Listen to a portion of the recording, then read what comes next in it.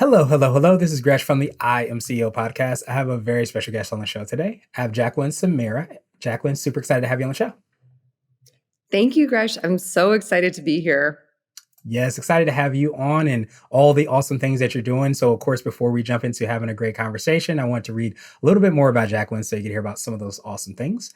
And Jacqueline is the founder and CEO of Howdy, a successful people centric entrepreneur who is building her startup into a unicorn, a keynote speaker, a voracious reader, a disruptor of dollar driven mainstream narratives, and with a strong background in bringing equality, balance, and empathy into the tech industry. And just reading and learning more about Jacqueline, she has an awesome amount of success and a phenomenal story, including having $100 million valuation for her company.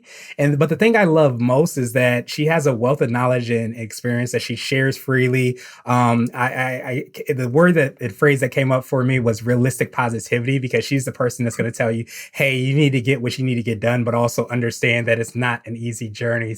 And one final thing I think I found out, Jacqueline, is that you bought a piece of farmland. And as much as you would grind and do all these things, I think it's so important to be able to have space to be able to recharge, to make sure we remember what it is and why we're doing the awesome things that we're doing. So super awesome that you shared that. Super awesome that you're here today. Are you ready to speak to the IMCO podcast? Oh my gosh, I am so excited. And the realistic positivity, I'm going to use that in a banner because I swear that's like the best accurate description of it. So thank you for giving me that little anecdote I can now Hey, use. there you go. Look, it's easy to come up with a phrase, a little bit harder to be able to get the great advice. So I love that you've been able to do the hard part to make it easy on me. So I guess just to kick everything off, what I wanted to do is just kind of rewind the clock a little bit, hear a little bit more on how you got started, what I call your CEO story. Yeah. Oh my gosh. So I for the audience members out there, I'm going to age myself. I'm 37 years old. So this isn't really my first foray into work. I've been working for a very, very long time. And just growing up, I always thought I was going to be a lifelong employee, the like right hand woman or of the person in charge, because I'm just such a people pleaser. I want to help, I want to create solutions, and I want to make folks happy. But what I ended up realizing just throughout my journey, throughout my life, was that I was just very good at problem solving. And I would see problems and I'd come up with solutions and I would be excited to give the solutions to folks. And in around 2015, 2016 here in Austin, there was a huge problem that I just kept seeing over and over and over again. And that problem was there was more and more capital coming to Austin, more and more companies coming to Austin, but there wasn't more and more tech talent coming here. And it started to create this imbalance of supply and demand. And there was so much toxicity in corporations and companies because developers were getting poached left and right. They were getting these crazy offers. And it was really, really hard for the small business. It was really hard for small startups because one, they couldn't hire talented folks if they didn't have like a $500,000 compensation package. And then two, if they were able to hire folks, they were very afraid that the person would vest and leave and vest and leave. And so there was just like always this like constant like undercurrent of insecurity. And I was like, man, this is wild to me. This is so wild that there's all of these opportunities. And I'm sure that there are people all over the world who would be desperate for these opportunities. And I would love to just be the bridge to connect the folks that don't necessarily have access with the opportunities. And that was the birth of Howdy. And I got started in 2018. And it really was just from a problem that I was seeing over and over and over, and not so much from oh yeah, I'm an entrepreneur, I'm going to do this. But it's been a really amazing journey. Yeah, I appreciate you sharing that so much, and what has led you to the success that you have. It's so funny because you talked about being a people pleaser and things like that. I think the when you're able to marry that with the entrepreneurial spirit, or just like seeing a problem as you said and saying, hey, I think this should be solved, and that you realize that when you point towards the problem, three fingers are pointing back at you, and like, hey, I'm the one that solved it. And when you marry Yeah. those two things, I think that's when you really create a phenomenal company that does phenomenal things. That's right. That's it. That's exactly right. And it's fun if you can lead with just thinking how you're going to create, like how you're going to solve these problems and how you're going to make things better. it's not about you. You have this more altruistic sense in what you're doing, and then people sense that and they want to be a part of that and they want to work with that. And so it's also helped in so many other ways for our business as well. Yeah, absolutely. And I think you end up, quote unquote, blazing trails as well too, because I think so many times there can be maybe a negative perception around, oh, you have to be the person, that is cutthroat and you have to, run over stray cats and all those things. But in reality, when you can be a really great person, you can make a huge impact and you can do great things for many, many people. You create that win, win, win, win, win, where you have to create a phenomenal environment. Yeah, that's exactly right. That's exactly right. Awesome, awesome, awesome. So I wanted to drill down a little bit more and hear a little bit more about Howdy, how it works and how you're creating that impact. Yeah. So, the funny thing is when I first started the business, I was not thinking big the way that I'm thinking now. I was really just trying to help the people I was working with and trying to find talented individuals that could work with them. And at the time, all of the solutions for being able to hire people outside of, your city or outside of your country existed in Eastern Europe or in Asia or in India. And for small companies, that wasn't really conducive because small startups, they don't have really great processes. They don't have really strong communication. And what we found is once you hit a technical bar, the biggest risk is not if they are smart or if they can figure it out or if they can build the product. The biggest risk comes from communication and having communication overlap. And so at the time, I was just trying to find, hey, where can we find existing talented people that have the same hours that we have? Oh my gosh, like obviously there's a whole continent to the south of us. Let's find these solutions. At the time, nothing existed down there that really would work well for tech companies. And what works well for tech companies is they're not going to basically throw their product over the fence. Right now, or at the time when I started the company, there was outsourced product development companies, meaning you would give them the specs and then they would build the product. But Mhm. if your core competency is technology, you want to build it. You don't want other people to build it. And then the other thing that they had was like staffing agencies, and staffing agencies tend to give you talent on more of the junior level components. And that's great and all, but like if you're looking for architects to help you build it from the ground up, you need someone that has experience building things. And so I was like, man, where are the companies that are connected with the technical architects in South America? I went down there, I backpacked around, I went to a few different countries. We and I got connected to an individual in Montevideo, Uruguay, and he seemed like the perfect profile. And I was like, gosh, I know just the company for you. I know like you're going to be a perfect fit for them. And so I ended up connecting him with the company. And then they had a really great success. And they're like, can you help us find more? And so I went down there and I was looking and I found more people. But what I realized very quickly is in the very beginning, they wanted to work for a Uruguayan company. They didn't want to work for a US company because at the time, you have to understand like all of their benefits come from working for a local company. So their healthcare, their, time off, their paid time, everything, everything. So I ended up opening up a foreign entity in Uruguay so that I could hire these people underneath that foreign entity and then essentially pass on their employment contract to the companies in the US. It ended up working so well that I got just through word of mouth referrals, more and more companies were coming to me and was like, hey, that thing you did for that company, can you do it for me too? Can you do it for me too? And then it just started to spread. And I was like, wow, this is like so much bigger than I thought it was. Let me like rethink everything we're doing here. And it was around 20, it was like right after COVID happened. And then I mean, gosh, things just exploded from there. And that was when we really changed the focus from being more of like a lifestyle business to one now that, we're swinging for the fences and trying to get that unicorn valuation. Nice. I absolutely love that because I think so many times when we hear stories, we see people doing phenomenal things and, things start to take off. You don't hear about the backpacking. You don't hear about the conversations just one on one. But I really think that creates a strong foundation towards being people centric as you are and have that as a strong, I imagine, foundation of the company because you had those conversations. You actually heard what might be those problems to solve and then you set out to kind of solve them. Yeah, exactly. And not only that, it's like, at the time I was 32 years old when I started this company and I was looking to my future. I was recently engaged and, had no kids. was thinking to myself, I'm like, okay, like I really want to settle down. I really want to have kids. I want to have just like a calm life. And so again, when I started it, it was just like, let's create a solution that can help solve people's problems. Let's create a solution that makes people happy.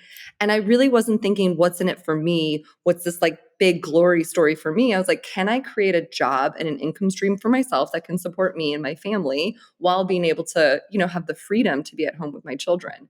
And then it was wonderful because I ended up having two kids back to back. And during that process, that's when things started to explode. And since I had already had the kids at that time, I was like, oh, I can do this. Like, I think if it was pre kids, I might have been more nervous, but they were actually more of a blessing in helping with this big, audacious vision than not. Yeah, absolutely. And I think a lot of times, you can get, of course, obsessed in the what you're doing and your products and services, and make sure your systems and things are all in place. But I think sometimes the little ones have a kind of great way to remind us of our why, and wanting to make sure that we're making the world a better place and do all those things, and seeing how we can take our talents, our gifts, our experiences to not just impact the people that are sometimes in front of us, but also the future generations that we sometimes don't even know are existed yet. I know it really is such a true blessing because it reframes your focus in such a beautiful way. And in, back to the core of who we are. Like what is the purpose of humanity? What is the purpose of our existence? It's totally true. Yeah, absolutely. So, would you consider that to be maybe part of your secret sauce? And this could be for yourself individually, the company, or a combination of both. But is it that ability to, I want to say, maybe sift through all the noise and the distractions and really understand, like, I think the core. You talked about that problem solving piece. Do you think that really makes your company unique and make you unique, and be able to kind of understand that, and of course be able to do that? Yes, totally. I think it's my secret sauce in two ways. I think it's a secret sauce in the sense that when you have kids, especially newborns, and you're the mom, like even if you have an equal partner, it's hard, right? If you're breastfeeding, you're the main caregiver in that time period. Mm. And the most beautiful thing that happened that I didn't anticipate happening was the fact that it gave me the conviction to say no to most things. And I recently heard on a podcast that no is a complete sentence. And that's truly what it did for me. It allowed me to say no to everything that wasn't absolutely business critical or crucial to what it is that we were trying to do. And it gave me the structure and foundation to say, okay, when I'm working, I am completely working, I'm completely engaged. And when I'm not, I'm with my kids. But there was no time wasted. There was no like, oh, I'm going to like dilly dally, or I'm going to have like, fluffy conversations. Not to say that I was doing that really any other way, but without that structure of like, I absolutely have to be working, you can make excuses for yourself. You could say, oh, I can get to that in an hour, I can get to that this evening, I can get to that this weekend. When you have all the time in the world, all of a sudden that time disappears. When you have limited time, you make the best use of it. And that was a forcing function for me because I used to abuse myself when it came to things like that. I used to work all hours of the night. I said yes to everything. I never wanted to let go of an opportunity.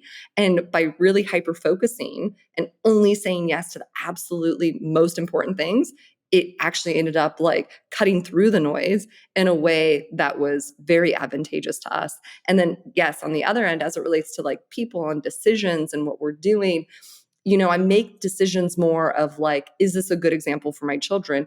Is this something that I can be proud of? Is this something that when they look back and they look up at mommy, or they look back at the things that I've done and the decisions I've made, how are they going to think of me? And so having that lens to make decisions also keeps me focused on why I even started this company to begin with. And it was really helping others, not necessarily myself. Yeah, that's so powerful. Kind of, the word that's coming up for me is that legacy piece, and understanding how you can, make that impact. But I love that, no is a full sentence. And I think so many times we can, try to justify, no, I can't do this because, but just saying no so that you can focus on the things that are going to help, when you're thinking about building a legacy and what that can mean for, family members, for the world, just so many things. When you start really having or thinking in that way, you start to be able to kind of sift and really focus on those, essential activities, which is huge for, founders and CEOs and entrepreneurs and business owners. And so when you were going through that phase, you decided that, you found those core things to build and continue to kind of invest in within the company. Is that like a little bit of how that process went and how that journey went when you had that kind of realization at that moment? It wasn't like I wouldn't say it was one big realization. I feel like it was a bunch of little like mini things where it was just more of a forcing function of the situation I was in. So, for example, we applied to Y Combinator in October of 2020. At the time, I had a 5-month-old baby. I never would have applied to a Y Combinator before with a 5-month-old baby, but it was like peak COVID. Everybody was home. It was going to be remote. And I remember thinking, like, wow, actually, I can be a part of YC because I don't have to move to San Francisco. I can do this Mm. remotely. So it was more like little decisions like that where it opened up so many doors.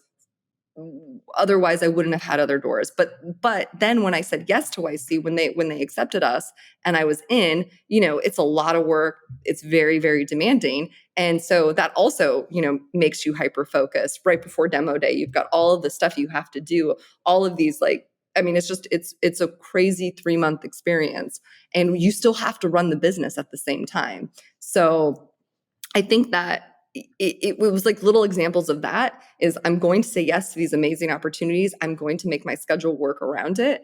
And then unless it was absolutely like amazing, like the president of the United States wants to meet me for lunch, I was saying no. And I wasn't giving any excuses because people knew I had very, very limited time.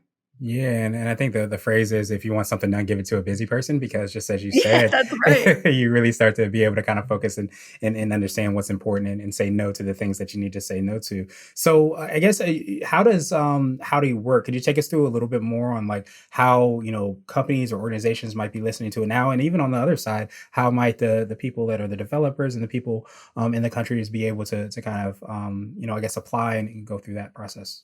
Yeah. So, well, I'll give you like a little bit more background too on the company. Okay. So, one of my things I was trying to do was hire top technical talented people. Now, you can go to a freelancer platform, you can go to an online marketplace, you can go to Upwork, you can hire people through those platforms, but real product companies want people that are not freelancers because they don't want that mercenary type develop. And it's not to say that one is good or one is bad. It's just a different individual. The way they think through building product is more holistic. They're more a part of a team. They want to be a part of a team. And so for me, I was like, okay, that is like a purple unicorn with green dots. How do we find these purple unicorns with green dots? And then also get them excited to want to be a part of this mission and use this mission. So for us, my mantra has always been where the developers come first because they're the purple unicorns. We got to go find them. And so when I was going through backpacking through South America, it was really just a discovery process. What's important to you? What matters to you? What inspires you? What motivates you? People, it's like an easy button is money, but money is not everything. Once you hit like a certain income bracket relative to your area, there's more important things. There's what you're a part of, there's what you're building, there's safety, security, there's so many things for your family. And so I wanted to get a full picture of what that meant. And the other thing is down in especially several of the countries that we operate in, community is insanely important. And so this whole idea of remote work, or if you think of the stereotypical developer that's like in a dark room and they're playing video games, Mhm. is not necessarily the case in the places that we work at. And so what we do at Howdy is we actually have 7 offices throughout South America. We even did this during COVID. We call them Howdy Houses.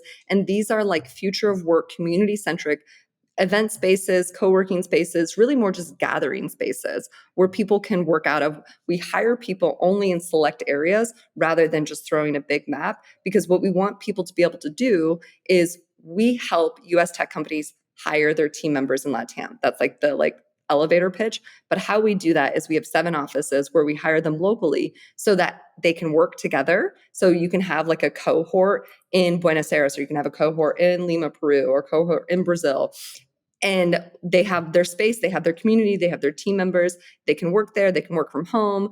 But we also will throw meetups and events, because what we're also trying to do is give back to the local community and attract other like-minded developers to Mm. be a part of our mission.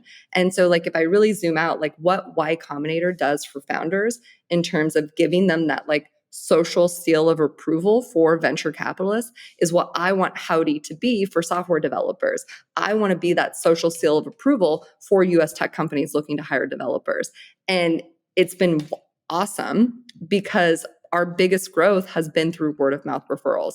So if you were a US tech company and you wanted to hire developers, what you would do is you'd come to us. We'd help source a developer for you based on your specs. They join your team. We help do all their payroll. We do all the legal compliance, equipment, you name it. And it's a very, very easy all-in price. People pay week to week, and it's a mutual 2-week out. People can cancel anytime. So we really try and set it up like an at-will employment agreement. Nice. I love that, and especially the process again. Getting the behind the scenes on like how exactly you thought about that. Because I think anytime you're thinking about bringing talent, you're always like, okay, let me go to the companies, let me see what do you need. But I love the fact that it came from understanding what those purple unicorns and green dots were, and being able to kind of understand what that is and how that laid the foundation towards everything you're building. And now you have that phenomenal kind of service and offering and community that you've been able to build for those people that are looking for talented individuals that can work with teams. Yeah, exactly. And I want to be a part of teams. That's so Yeah. important because I feel like we're in this world where, and I think it's beautiful. Like, I think it's beautiful that Gen Z, we have like a whole generation of people that want to be entrepreneurial and want to be content creators and want to like do their own thing. That's awesome. But there's also still a world where people want to be a part of a team. They want to be a part of like a bigger mission together. And so culture is also important for us too. Yeah, absolutely. And I feel like that goes to the essence of who we are as humans, of being able and wanting to be able to belong, even if we're individualistic, we blaze our trails and do those things. You still want to be a part of something. So I wanted to switch gears a little bit, and I want to ask Okay. you for what I call a CEO hack. So this could be like an app, a book, or a habit that you have, but what's something that you feel like makes you more maybe effective or efficient? So, one hack is I I address things right away. It does not matter what time or if something even bothers me remotely, I address it right away. And what that does and what that gives my team is safety and security because they never have to question if I'm annoyed or if I'm mad or if I'm whatever, because I will tell them and I will always tell them, I'm like, hey, I know it's 11 p.m., but here's why I'm frustrated right now. Or here's why I'm happy. I'm very, very, very vocal about where everybody stands at any given moment to give them the safety and security to never have to question what I'm thinking. Yeah, and that's so powerful because I think there's so much maybe energy that could be spent or expense in So that much. space of the unknown. And I think by being able to kind of address, like you said, happy, not so happy or anything in between, you have the opportunity to know where you're at. But I think I imagine for your sake as well too, it probably creates space where you're not holding on to those things. You're not saying should I do X, Y, and Z or A, B, and C. You have your feelings, communicated, and then you're able to kind of take action from there. Exactly, and it doesn't keep me up at night. In my early days, I would have so many sleepless nights because I would be thinking through things and I'd be, going over in my head, I should say this, I should say that, and I would manage myself. And what I've realized through the years is if you have a deep connection of mutual respect with people, you don't need to manage the message. You just need to be honest and forthright, and you need to separate the problem from the people. I think a lot of times too, we can become too personalized in our approach. But if it's like, here's this third part that is objectively not you or not me, and this is the thing we're talking about, then no one takes it as a personal attack either. And that's also something I've learned over the years. Yeah, and that makes so much sense upon like I think a lot of times when we look at relationships, we think of it just being like one thing. But I think if you start to build and cultivate those relationships, and just as you said, you're able to kind of understand, you have that relationship, and you're able to kind of disassociate that from whatever the problem is. Then I think you both have kind of like ownership of what you want that problem to, how you want that problem to be solved. Might be a better way to say it. Yeah. Another hack too, for Mhm. all the CEOs out there listening, is the beauty about being the CEO is you get to select everybody on your team. So if there's somebody you don't like, either fix that relationship or move on. Like, it doesn't do you any favors and it doesn't do the employee any favors if you are going to harbor any kind of animosity towards that individual.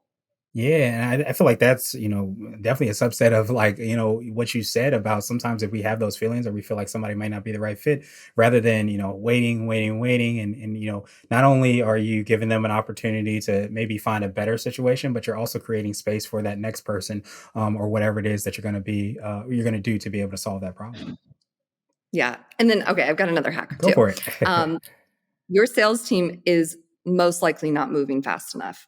And the reason why I know this is I've had years and years and years of sales experience. And the number one thing that a sales manager can do is create urgency. And so, an example of this is someone will send an email, like a prospect will send an email, and they'll say, "Hey, do you have time to hop on a call this week?" or something like that, right? And then the salesperson will respond, like, "Yeah, here's a time tomorrow and Friday and blah, blah, blah, and blah, blah, blah." My answer and the way I'm training my team is, "Hey, do you have time to hop on the phone right now?" Mm. Like, let's get on the phone right now. If the person is emailing you, that means they have space and time to communicate. So why not just get on the phone with them right now? The way that I like visualize it to them is I'm like, you're on Instagram, you see an ad, you click the ad. If you don't check out in that moment, you are not buying that thing because you have that burst of excitement. When people are emailing you or engaging with your website or engaging with your product, that is when they have the burst of excitement. If you do not interact with them in that moment, the chances of them actually getting over the line goes down exponentially. So if you don't have it within your organization to respond almost immediately, they're not moving fast enough, in my opinion. Nice. I love that, and kind of taking that, like you said, that e-commerce experience and bringing it into, those conversations that you're having as a salesperson or a sales team, and realizing that, somebody is, reaching back out. They have questions. There's somewhere in that buying process, and it's like ding, ding, ding. The light is green, so you got to have that conversation to get them to go. Yes, they're open. That is when they're open to receive the information. They Mhm. might not be open tomorrow afternoon, Right. even if it seems like, oh, yeah, I got that call like tomorrow. No, that's the whole, so many things can happen in 24 hours. Yeah, absolutely. And so what would you consider to be what I like to call a CEO nugget? You might have already touched on this. So this is a little bit more word of wisdom or piece of advice. It's something that you might tell somebody that's maybe getting started more in business, or if you were to hop into a time machine, you might tell your younger business self. You have to inspect what you expect. It doesn't mean that you should micromanage people. It means that if you expect something to happen, then set measurable, quantifiable things around that thing and just track it either daily, weekly, monthly, just to make sure it's happening, but never assume. Because I assure you, even if it is happening, it's probably not happening the way that you want it to be happening. Yeah, and I think that correct me if I'm wrong, that kind of puts a lot of the burden, I don't know if that's the right word, on leaders to be able to make sure that they are creating and I guess it's both ways because it creates an environment that also the person that's on the team, the employee, the contractor, whoever it might be, understands what success is as well too, and it just creates a better environment. Totally. Yeah, because like I think, you know, in general, humanity, we want to, like you said, we want to be a part of the greater community. We want to be additive. We want to add value. If there's an easy way that I can show you I'm adding value every single day and it's not opaque, I love that. Yeah, absolutely. And who wouldn't want to be a part of that? Because I think we all have that innate desire to be part of something great. So when you're able to kind of create that environment and then be able to show that success, or even if you're not having success, be able to say, "Hey, let's do X, Y, and Z, and A, B, and C to get to success." You again are creating that accountability as well too. Yeah. And then the other thing is like, I think seasons for people in employment is very real. A startup environment, there's way more ambiguity. And some people love living in ambiguity. But as you get bigger, processes happen. There's more like repetitive actions. And it's okay. It's okay if you like one season more than the other season. And it's okay. And especially too, like as the CEO, moving that person on from the opportunity. It's like, wow, you were amazing helping us go from 0 to 1, but like in this 1 to 10 space, or this 10 to 100 space, or this 100 to a billion, it's not a knock against them. It's just people have their lanes of expertise and their lanes of excellence, and it just might not be the same lane. And so I think there's a lot of loyalty to early employees, as there should be, if those early employees want to change and adapt. But there is a huge friction point when you go through those like points of inflection. And you should truly ask yourself, is this the best place for them right now as well? Yeah, and I think when you ask those questions, you get an answer not just for yourself, as a leader, but also for the other team, the constituents that are involved, whether it be investors or actual clients or customers. So you start to really think about those, the way you answer that question to so many other people. Let me ask you this: so do you find like is there like a fine line between understanding whether as a leader you're supposed to make sure that you, I guess, coach and be able to make sure the person's in the right place versus understanding that, hey, this person is maybe just not in the right season, or this is the right season for that person, might be a better way to say it. Yeah, I think it's so important that leaders have one-on-ones with their direct reports very, very regularly. And they're asking the same questions over and over. Where do you see yourself in a year? Where do you want to be? What do you want? Like, because there have been plenty of people we've taken from that startup phase into this next season, and they're thriving and they're becoming leaders of the organization. And then there's other people that you can tell they're pushing back. They're not happy. The things that they want don't align with the things that we want. And it is a very coachable moment, but it's also an opportunity to have real conversations, especially if you have a good relationship and you're talking over and over and over again. Then it's not so much you're fired or I quit. It's like, look, this is probably not the best path forward. Let's work together until you find another opportunity. And then when you part ways, it's beautiful. And we can celebrate the person, they can celebrate their past with us. It doesn't have to be a bad thing or a negative thing. And so, yes, like I do think it's very important, but I don't think it's one big teachable moment. I just think it's weekly check-ins, weekly conversations where the purpose of let's look to the future, let's look in the moment, and, let's see, are we all aligned in getting there? Yeah, I appreciate you expounding upon that, and it's so huge because I think that communication piece is so huge, and being able to kind of have that back and forth, and it doesn't just happen one time. But I think too, we also can get in this kind of perspective of like it's either you're on the team, you're hired, or you're fired, and we forget about that middle ground of saying, hey, let's create this space so that you can find that next opportunity, or maybe we can help that person find that next opportunity with some connections, or things like that. It doesn't have to be either or. And I think that goes right to, I think, the problem solving nature that you kind of talked about, and being able to kind of not think about things in either or. Yeah, it goes back to my people pleasing nature too. It's Yeah. like they've given so much. I want to help give to them. And it's not like they're bad people. They're still going to work. They're still going to show up. They're still going to do their job. But, maybe they're not as inspired as they once were. And that's okay. It's totally okay. But let's go find a new home and let's help it happen together. Yeah, absolutely. I love that. So now I wanted to ask you my absolute favorite question, which is the definition of what it means to be a CEO. We're hoping to have different quote unquote CEOs on this show. So, Jacqueline, what does being a CEO mean to you? Uh, I mean, the first answer that came to mind is like the true definition of it as it relates to being the CEO of a C corporation, which is to maximize shareholder value. Mhm. That's the way I think about it. And the reason why I have to think about it in this way is because a lot of times, one of my, like I said, like I've said this a few times, I'm a people pleaser. And so, like, it can be at a detriment to me being the CEO sometimes because I want to make sure that everybody's happy and everybody's okay. But what I have to tell myself, knowing that that is not necessarily like the best attribute in being a CEO, is that a business is an unfeeling entity. And the role of the CEO is to maximize shareholder value. So, this business that has no feelings, how do they perceive this problem or this situation? And then what would this third party CEO that's not me do to maximize the value of the company? Yeah, I love that, the way that you kind of go through and explain that definition, because I almost feel like it speaks directly to knowing thyself, and knowing how to, I don't want to say balance thyself, but know like where you might skew off. And if you know Yeah, this is the mission of what you're trying to do, this is who you are, and this is, you're people pleasing, and you want to help people, you want all these things to happen.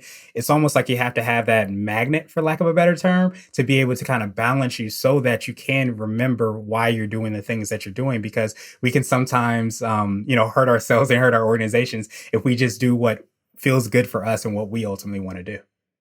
exactly. Exactly. I don't love the definition, Yeah. right? Because like it is so counter to who I am as a person, but I do understand the role that I'm in and the importance of that. And so when I look at it from this outside perspective, then when I come to a hard decision that I have to make, or I'm in, a very difficult scenario, that's the first thing I say to myself. I'm like, this is a business, it's an unfeeling entity, and you as a CEO are responsible for this. And so that's kind of like the intro I give myself for the framework for solving that problem. Yeah, that makes so much sense, and there's a lot of what we talked about, with the nugget of being able to kind of, lack of a better term, divorce yourself from, those things and understand this is what the problem is, this is the solution, this is the mission, this is what we're going to do as an organization. And I think when you're able to kind of tap into that and kind of balance ourselves a little bit more, then that's when you have really phenomenal things happen. Yeah, I love that magnet visualization. I'm gonna like look. I'm gonna think of that in the future when this happens again. Yeah, absolutely. Well, Jacqueline, truly appreciate that definition. Of course, I appreciate your time even more. So, what I want to do now is pass you the mic, so to speak, just to see if there's anything additional that you can let our readers and listeners know. And of course, how best people can get hold of you, find out about all the awesome things you and your team are working on. Thank you so much. I really appreciate the time for being here today. I think the thing that I really would love for people to take away from this is that you can be a successful CEO, even if there is no one out there right now that looks like you, thinks like you, acts like you. And let me serve as one counter example to that. I have never had the I mean, I've always had the problem solving spirit, but I had never had the entrepreneurial spirit. I was never going door to door selling newspapers or selling Girl Scout cookies. In fact, like I get extreme social anxieties. I also don't come from like a strong networked family or know anybody or know anything. And I think if you just have a problem that you're facing and you have a novel solution, then heck, you could probably help a lot of people out there and be the example you want to see and wish to see in the world. Absolutely. Well, I definitely appreciate that. And to make it even easier, the people that want to get a hold of you, the best place is to go to the website. Yeah, you can go to howdy.com. You can go to my LinkedIn, Jacqueline Samira, or you can find me at Howdy Jax, JAX, on the socials. Awesome, awesome, awesome. To make it even easier, we'll have the links and information in the show notes, so that people can find out about all the awesome things that you're doing. I love, love, love that last, point and part that you kind of left us with. I think it's so important, and as you said, be the change you wish to see in the world. And I think so many times when we're doing stuff, whether we're building a business or we're going for whatever dream or aspiration, we sometimes can forget that as we're trying to grow ourselves and do things for ourselves, and sometimes the people that we love, we sometimes don't realize that an example that we're creating and blazing for so many other people that are watching us or reading our stories or listening to our interviews or whatever that might be. So I truly appreciate you for blazing trails. I appreciate you even more for reminding us of how important that is. And I hope you have a phenomenal rest of the day. Thank you so much. Absolutely.